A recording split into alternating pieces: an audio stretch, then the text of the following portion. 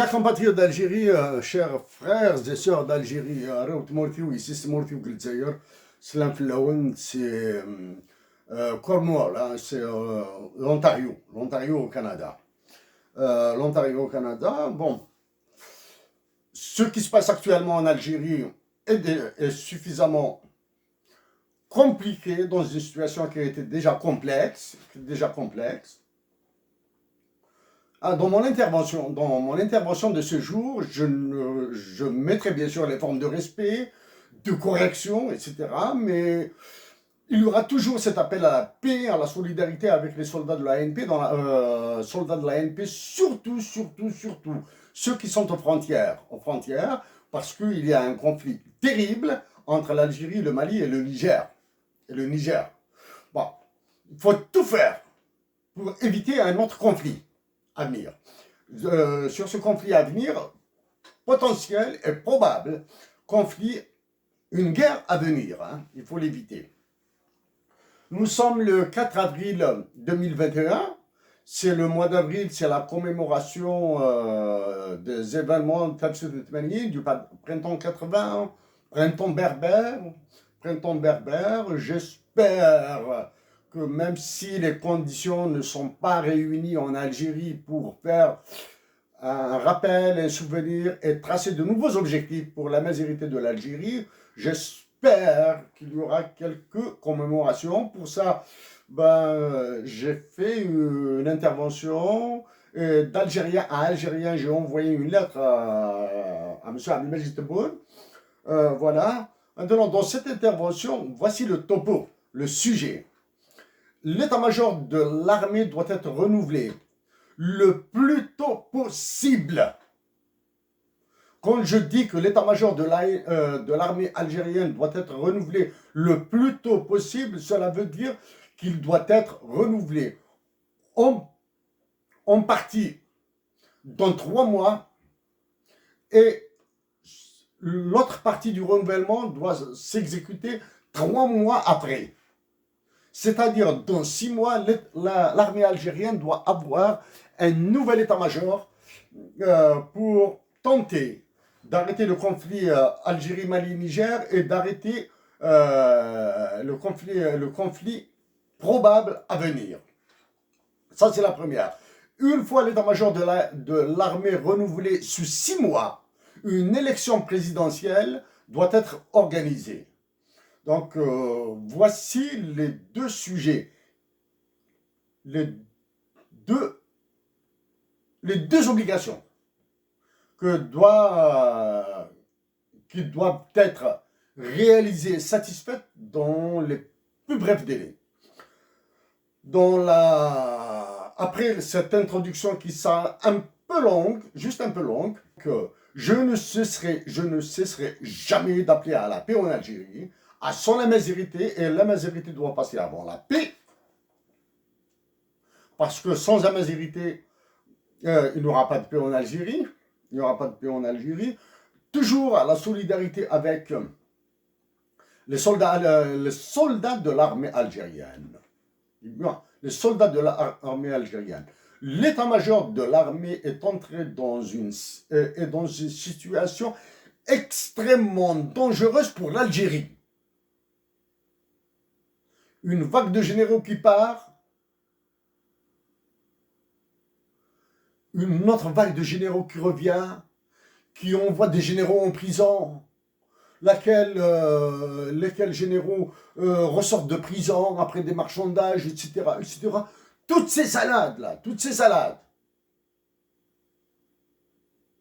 Je ne parlerai jamais dans le détail des noms, etc. Notre objectif doit être l'Algérie, son amazérité, la paix, la fraternité et la solidarité. L'État algérien a annoncé des élections législatives pour le 12 juin prochain. Des voix commencent à appeler au boycott, etc. Libre à elle d'appeler au boycott. Première observation. Toutes les personnes qui vous diront que l'Algérie est en danger et qui ne donnent pas des détails sur la nature de ces dangers, qu'ils soient internes ou externes, disent n'importe quoi. Elles ne maîtrisent absolument rien, tant au niveau interne qu'au niveau externe. Je ne parlerai plus de ces histoires d'économie, de monnaie, etc., etc. Mais je parlerai toujours de l'extérieur. Voilà. Donc, moi, personnellement, j'ignore, hein, bien sûr, j'ignore si des cours sur la mathématique du vote sont dispensés dans les universités algériennes. J'ignore si les résultats de cette mathématique des votes est enseigné dans la théorie des jeux dans les universités algériennes. J'ignore tout de ça. Ce qui est certain, c'est que moi, durant mes siècles d'études universitaires, j'ai appris la théorie mathématique du vote, je connais les théorèmes des impossibilités, etc., etc., etc. Oui, j'ai le vote, comment est-ce qu'on peut jouer dans des jeux extrêmement durs, ça je le sais. Personnellement, j'appelle à un vote massif.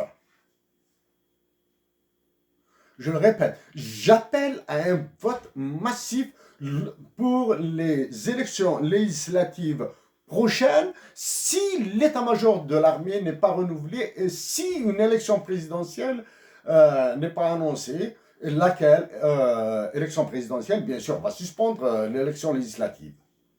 Dans le cas où un renouvellement de l'état-major n'est pas annoncé, une élection présidentielle n'est pas annoncée, et que les élections législatives sont maintenues pour le 12 juin, il faut y aller voter massivement. En quelques mots, 0% de participation ou 100% de non-participation signifie exactement la même chose. Elles n'ont aucune influence sur le résultat du vote.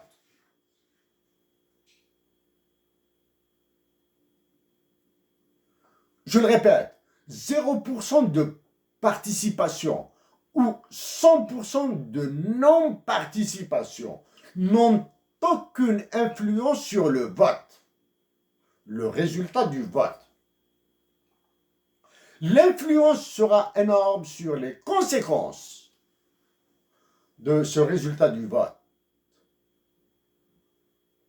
Si l'Assemblée n'est pas renouvelée, si vous n'avez pas de députés, donc l'État, du moins les dirigeants de l'Algérie demeureront à leur place, et à qui la faute? C'est aux Algériens. Mais en votant massivement, vous mettrez les dirigeants de l'État algérien, les actuels dirigeants, les plus hauts dirigeants de l'État, ou du moins ceux qui pensent être des dirigeants de l'État, devant le fait accompli, tant à l'intérieur qu'à l'extérieur.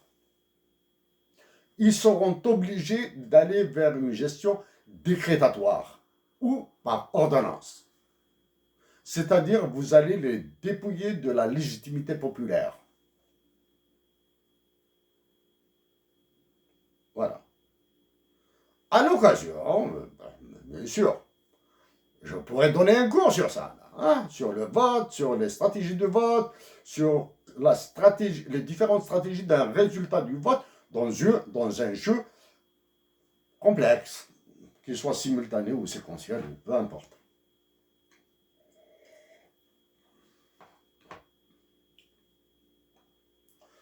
Je le dis et je le répète, l'Algérie, par la malédiction du roi de France et de ses colonies africaines et de la faiblesse de l'État algérien, est entrée en guerre, une guerre à trois, Algérie, Mali, Niger. Récemment, j'ai saisi le président de la Commission de l'Union africaine, je lui ai dit de préparer des camps de réfugiés dans le désert commun à ces trois pays. Après l'élection présidentielle du Niger, à peine, même pas un mois, il y a eu une tentative de coup d'État. Les populations du nord du Niger sont abandonnées. Au Mali, des voix s'élèvent contre l'accord dit d'Alger de 2015. 2015, oui, c'est ça. Sur lequel je vais dire 3 ou 4 mots. L'accord d'Alger. Cette histoire de CEMOC, même si elle est très grave, tout ce qu'elle contient est grave. Mais sans transparence de l'information, je préfère m'abstenir de broder. Mais je vais rappeler des informations déjà existantes. L'accord d'Alger, quand j'ai lu l'accord d'Alger sur la réconciliation au Mali, je ne vais pas revenir dans le détail, il a 42 pages. Premièrement,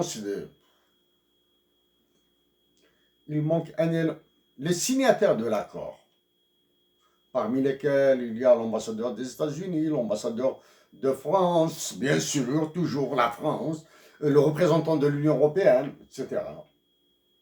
La première chose que j'ai remarqué, c'est qu'il n'y a pas la mention de fondé de pouvoir des signataires.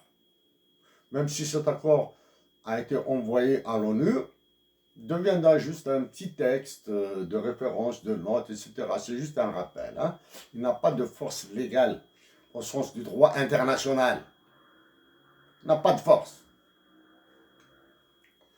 Dans l'accord d'Alger, il y a ce qui est absent. Le financement de toutes les ambitions et fanfaronnades qu'ils ont mentionnées dedans. Il n'y a aucun mot sur le financement. Vous croyez que c'est faire une opération au nord du Mali ou dans le sud de l'Algérie ou au nord du Niger, c'est gratuit? Non, ça demande beaucoup, beaucoup d'argent. Les trois points clés pour moi hein, que j'ai retenus.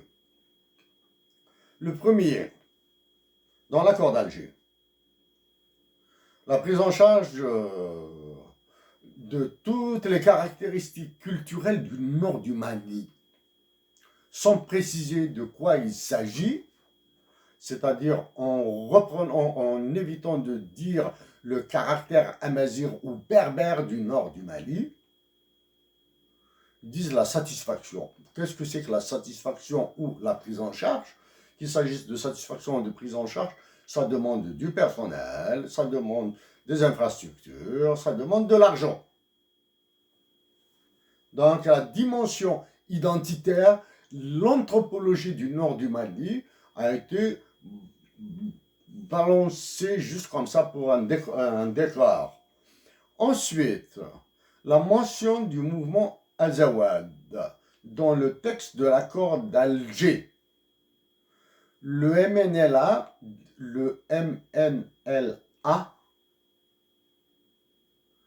Mouvement National de Libération de l'Azawad, dit connu sous le nom de l'Azawad. Les deux, l'expression connue ou désignée sous le nom, c'est une insulte. C'est une insulte. C'est-à-dire, on ne vous reconnaît pas.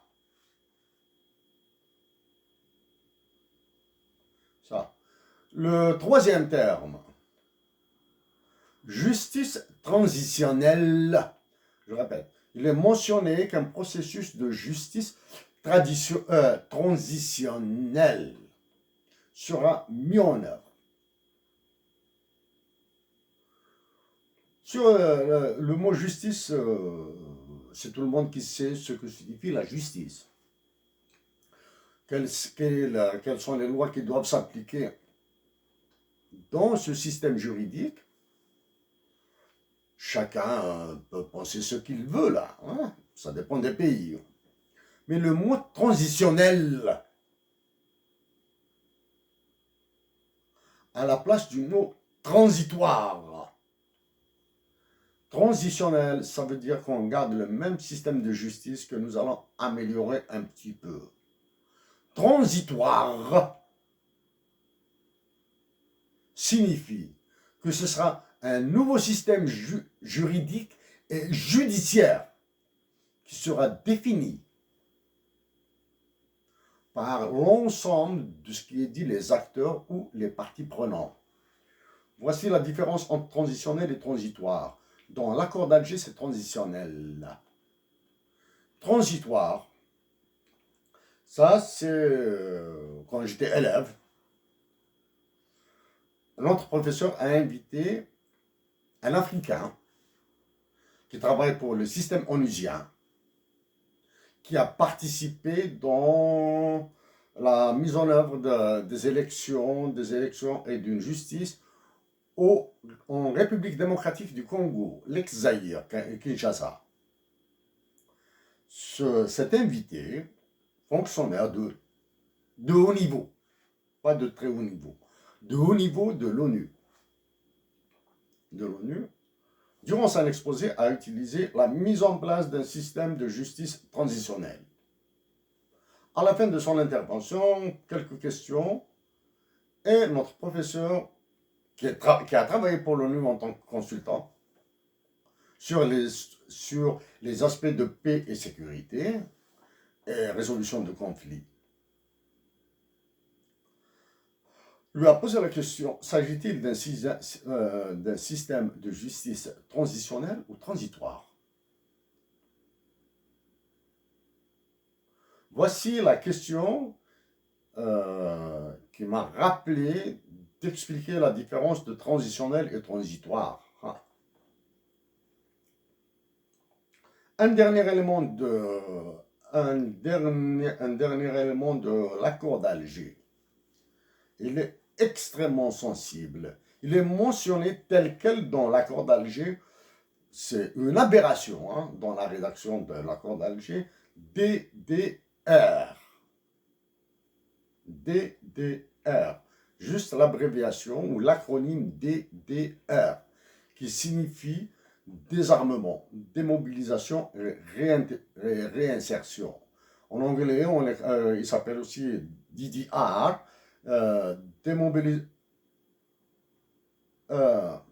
désarmement, demobilisation and reintegration. C'est un processus qui entre dans un processus global de l'instauration de la paix. Il y a bien sûr ce qu'on appelle les peace building, les peacemaking. Ensuite viennent les DDR and so. Cet aspect dit DDR mentionné dans l'accord d'Alger, sans aucun détail, est lui-même une guerre. Parce qu'en rappelant que l'Algérie, le Mali et le Niger sont en guerre,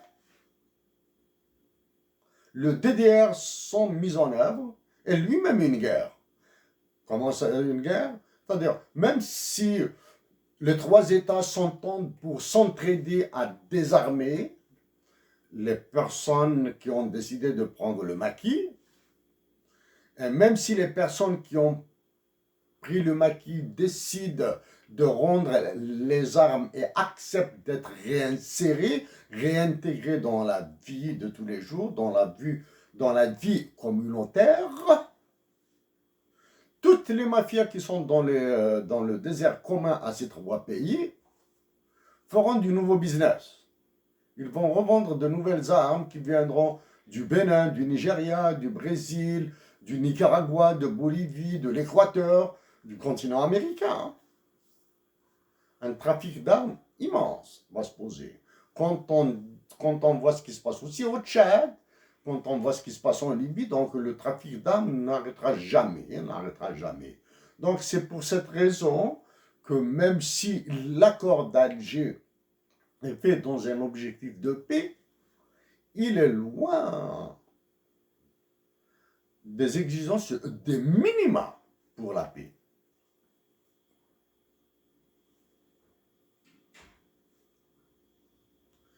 aussi longtemps que je pense que ce que je fais est bon pour ma patrie, je continuerai à le faire. Il est hors de propos que je réagisse à certaines bassesses médiatiques.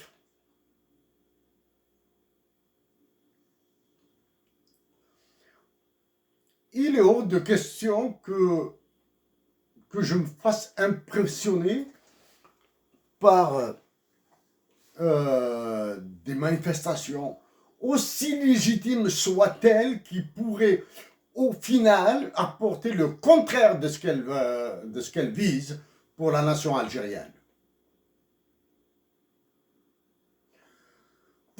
Chers compatriotes d'Algérie, si vous en avez marre de la dictature, moi aussi j'en ai marre. Mais les manifestations qui se déroulent actuellement en Algérie viennent intégralement de l'étranger, je le dis et je le répète. Au début de ces manifestations, j'ai contacté quelques figures à qui je rappelle que ces histoires de printamisation, etc., moi je les ai étudiées à l'Université de Montréal dans mes cours de coopération internationale en 2011.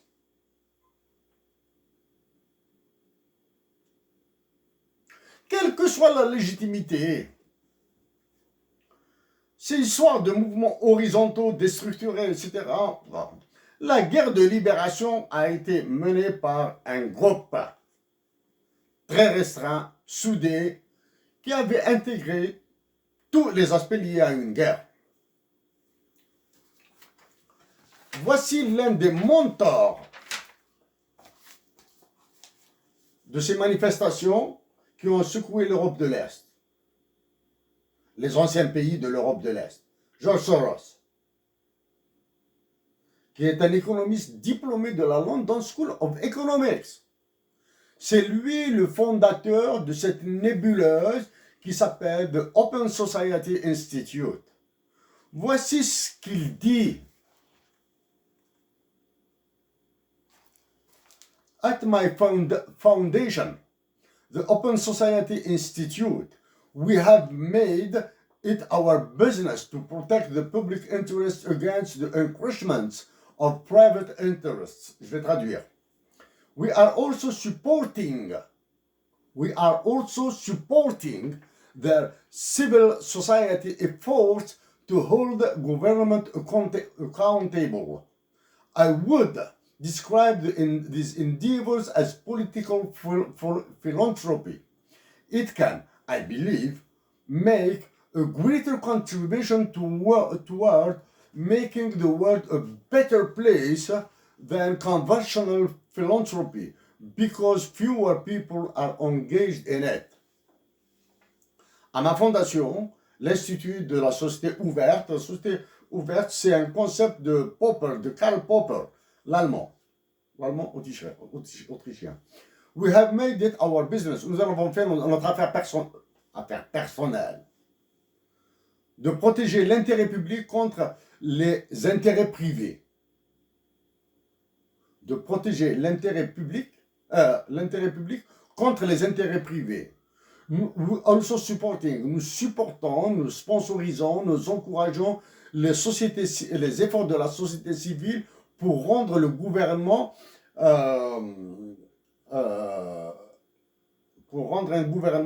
comptable de ses actes. C'est-à-dire, il doit faire une reddition des comptes. I would describe these endeavors as political philanthropy. Je décrirais ces efforts comme étant de la philanthropie politique. Est-ce que vous imaginez de la philanthropie politique? It can, ça pourrait, je pense, make a greater contribution, apporter une grande contribution toward making the world a better place. Je pense, ça c'est Soros qui parle, hein, c'est pas moi, que avec ces efforts nous allons faire du monde une place où il ferait mieux, il serait bon de vivre. Que la philanthropie conventionnelle. La philanthropie conventionnelle, c'est de l'argent qu'on donne à des associations comme le fait Bill Gates. Parce que peu de personnes sont engagées dedans. Qu'est-ce qu'il a? Qu'est-ce qu'il ajoute? Là, ce sont les discours de George Soros dans tous les pays d'Europe qu'il a visités là pour faire de la fauda. Il dit, c'est quelque chose d'inouï. The distinguishing feature of the market mechanism is that it is amoral. Il dit que les mécanismes du marché sont amoraux. One person's dollar is worth exactly the same as another person's. Quelqu'un qui a $1 et un autre qui a $1 a exactement la même valeur. Ce qu'il n'a pas dit ici. C'est la valeur nominale et non pas la valeur réelle du dollar. Parce que vous prenez un pauvre qui a $1, il est heureux. Vous prenez un riche qui a un multimilliardaire, un milliardaire qui a $1, il s'en fout. Parce que lui, ce qui l'intéresse, c'est ce qu'il peut faire, quels sont les bénéfices qu'il peut faire avec tous les dollars qu'il a. Irrespective of how she came to possess it, indépendamment de comment qu'il l'a possédé. C'est-à-dire, on s'en fout réellement de comment est-ce quelqu'un a gagné $1 et l'autre a gagné le même dollar. Oui, tu peux gagner $1 par de la corruption, mais tu peux gagner $1 par travailler comme un esclave. In an efficient market, individual decisions affect market prices only marginally. Dans un marché efficace, les décisions individuelles affectent le marché marginalement. C'est-à-dire, l'effet est petit. Oui.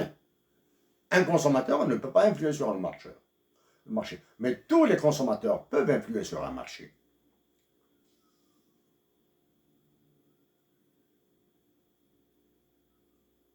Therefore, individual markets participants bear little responsibility for the outcome. Donc voilà, c'est cet horrible discours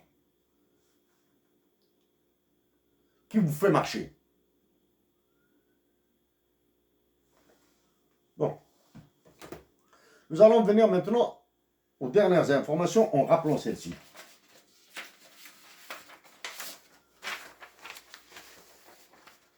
Voici l'Afrique du Nord. Voici le désert commun. Je ne vois pas. Voici le désert commun à l'Algérie, le Mali et le Niger. Bon, il y a le Sahara occidental et la Mauritanie. Mais actuellement, le conflit est entre l'Algérie, le Mali et le Niger. Le Mali a abandonné son nord. Le Niger a abandonné son nord. L'Algérie est en train de supporter, les soldats algériens sont en train de supporter tout seuls tous les problèmes qui sont au sud. Il faut les aider, il faut être solidaire avec eux, il faut les aimer. Simplement, il faut les aimer. Sur l'aspect économique de ce qui se passe là-bas, j'en ai déjà parlé. J'ai pas envie de reprendre la dernière sottise sur les banques à ouvrir en Afrique. Voici les forces américaines d'appui qui se trouvent en Afrique. Voici les forces américaines qui se trouvent, les forces américaines permanentes en Afrique. C'est un document déclassifié du ministère du Pentagone américain.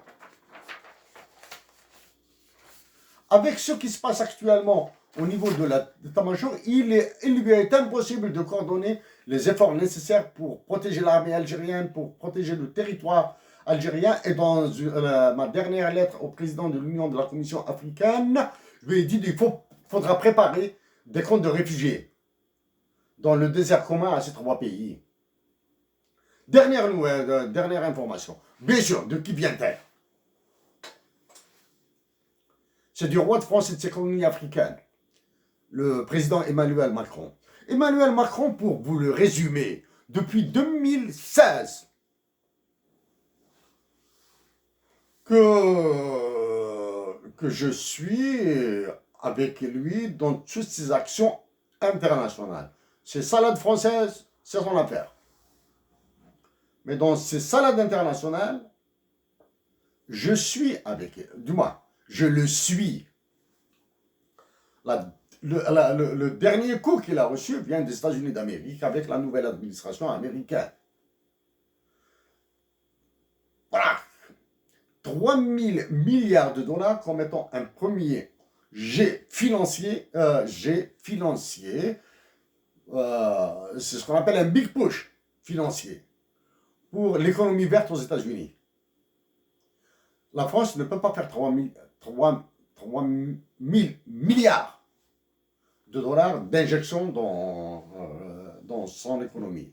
Qu'est-ce qu'il a fait? Après que le constructeur américain ait ouvert une grande usine, une méga usine de voitures électriques en Allemagne, ils ont décidé de transformer un petit constructeur français qui est en train de galérer, de le mettre à la voiture électrique.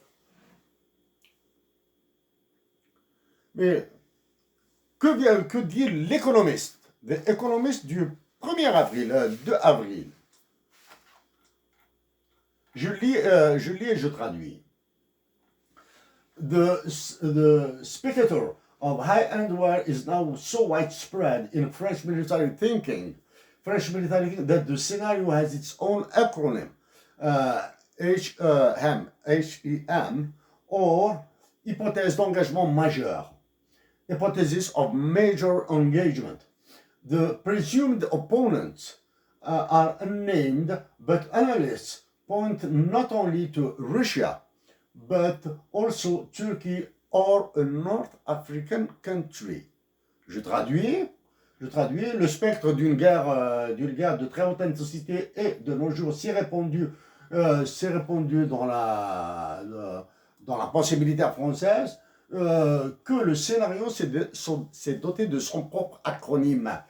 HEM pour hypothèse d'engagement majeur. Les supposés adversaires ne sont pas cités. Les analystes pensent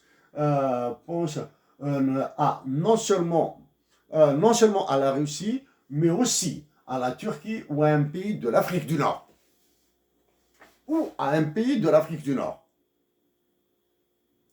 Quel est ce pays de l'Afrique du Nord? Est-ce la Tunisie, le Maroc ou bien les pays du Sahel qui sont déjà occupés par la France? Non. Là maintenant, il faut faire très attention à ne pas faire des déductions hâtives. Pas faire de déductions hâtives. Il suffit d'un attentat télécommandé de l'étranger, un attentat à Hassim Saoud ou à Ain Menas ou quelque part dans le sud algérien, et l'Algérie va s'embraser. Ils vont dire que c'est le terrorisme, etc., etc. Ils vont trouver des accusés, des coupables, ils vont citer des noms, tout ce que vous voulez là. Mais l'Algérie va tomber. Est-ce la Turquie? Oui, la Turquie est devenue maintenant la ligne rouge, après la chute du mur de Berlin. C'est la Turquie qui est devenue la ligne rouge entre l'Occident et l'Orient. Parce que la France peut aller sur la Turquie, même s'il y a des problèmes terribles en Méditerranée, avec ce qui s'est passé au canal de Suez, plus le détroit d'Ormuz. Au nord, il y a le cas du détroit de Bering, au pôle Nord, qui est très très sérieux là-bas. Ça chauffe très sérieusement là-bas. Ça. Est-ce que la France va s'amuser à attaquer la Turquie? C'est un autre cas de figure. Mais il ne faut pas tirer de conclusions hâtives. Point not only to Russia, la Russie. Est-ce que la France peut agresser la Russie? D'aucuns, rapidement, ils vont dire que oui, que non, que la Russie va faire une bouchée de la France avec la Russie avec ses missiles supersoniques, hypersoniques, avec ses avions de chasse, etc. Non. Ce genre de raisonnement ne tient pas la route en relations internationales. Et tout dépendra des gains qu'envisage qu'attend la France. Si la France pense gagner en perdant des soldats, de l'armement, tout ce que vous voulez là, hein, si la France pense gagner 1500 milliards de dollars, nous répétons, je répète, 1500 milliards de dollars en attaquant la Russie et en se faisant appuyer par ses autres alliés, oui, ça vaut le coup. Ça vaut le coup pour la France. Ils ne vont pas être quelques soldats, des problèmes, etc. sur le long terme, sur le court terme, le moyen terme, le long terme, etc. Mais 1500 milliards de dollars permettront à la France de rembourser sa dette souveraine qui s'élève à plus de 2400 milliards de dollars. Il ne faut jamais oublier que le roi de France et de ses colonies africaines, le président Emmanuel Macron, il a le diabolisme et le machiavélisme du cardinal Richelieu. Il a la fougue et la rage de Robespierre, l'instigateur du génocide de Vendée. Le président Emmanuel Macron a mis dans un pétrin inextricable l'Algérie. L'unique voie de sortie, d'abord, ce sont les Algériens qui doivent protéger la patrie et les soldats algériens. Deuxième, que l'état-major se renouvelle et qu'une élection présidentielle anticipée s'organise dans la mesure où, dans les précédentes campagnes électorales pour la présidence de la République, il y a eu des candidats. Donc les candidats, on n'en manque pas. Mais malheureusement, bon, je préfère ne pas y aller sur ce sujet-là, sujet de candidature. Chers compatriotes d'Algérie, arrêtez les manifestations, parce que chaque manifestation en plus est une décision qui vient de la Banque centrale, la chambre à gaz de l'Algérie, et quel est ce général qui les protège? J'ignore. Quel est ce général qui leur donne des garanties pour, en votant une loi sur la décriminalisation de l'acte de gestion? Chers compatriotes d'Algérie, la paix, ça. Arrêtez ces manifestations. 3. La majorité de l'Algérie. Et il faudra poser dès à présent, pacifiquement, des garanties exigées des déclarations officielles que des frais de scolarité ne seront pas introduits en Algérie et que la tarification de l'acte médical ne sera pas tarifée en Algérie. Ce sont des sujets que j'ai traités, que ce soit dans des publications, dans des papiers plus détaillés, plus analytiques, où il y a de la théorie, il y a beaucoup d'explications, soit sur mondialisation.ca ou bien dans d'autres interventions qui sont diffusées sur le web. Mes chers compatriotes d'Algérie, mes chers compatriotes d'Algérie, mes chers compatriotes d'Algérie, notre patrie est l'unique terre au monde à être appelée la Mecque des révolutionnaires.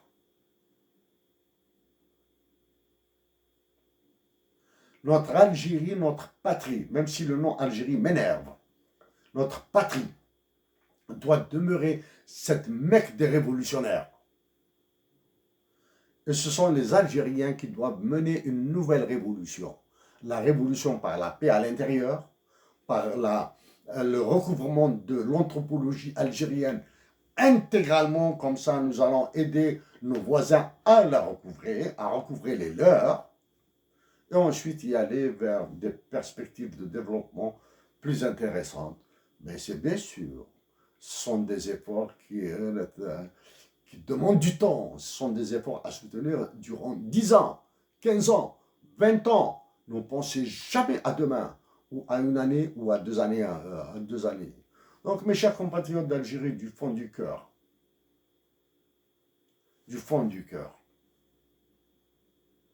protégeons notre patrie en arrêtant les dégâts. Et vous avez toute mon amitié de Cornwall, en Ontario, Canada.